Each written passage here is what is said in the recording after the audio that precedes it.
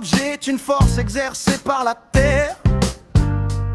C'est l'effet de la gravitation qui agit sur la matière. On note cette force P, elle s'exprime en Newton. Et un dynamomètre permet d'en faire la mesure avec précision.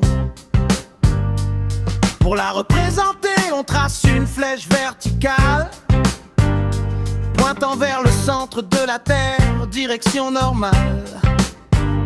Sa longueur dépend de la valeur mesurée. Plus le poids est grand, plus la flèche est allongée. Hey! Le poids varie selon l'endroit. La masse, elle ne change pas.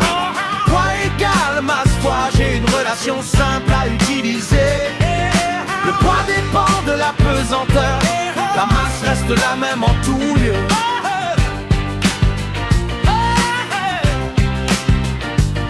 La masse indique la quantité de matière d'aménager. Elle s'exprime en kilogrammes, mais c'est un fait. On la mesure avec une balance, sans aucune force appliquée. Elle reste identique, quel que soit le lieu où l'on va se déplacer.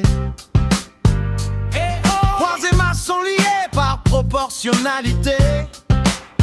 La pesanteur G ne fait que multiplier. Sur un graphique, la droite commence à 0. Poids et masse avancent ensemble comme deux valeurs en écho.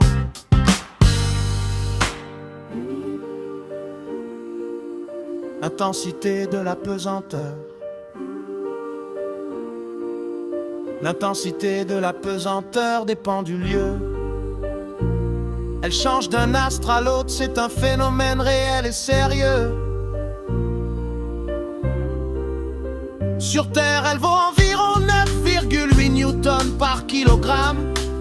Sur la Lune, beaucoup moins, c'est la gravité qui la programme.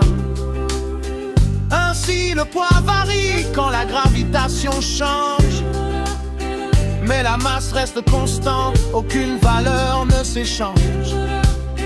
Et le poids varie selon l'endroit. La masse ne varie pas. Poids égale masse fois, j'ai une relation simple à mémoriser. Sur Terre, sur la Lune ou ailleurs, le poids change mais la masse garde sa valeur.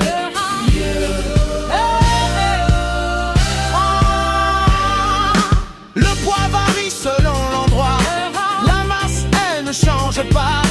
Poids égale masse fois, j'ai une relation simple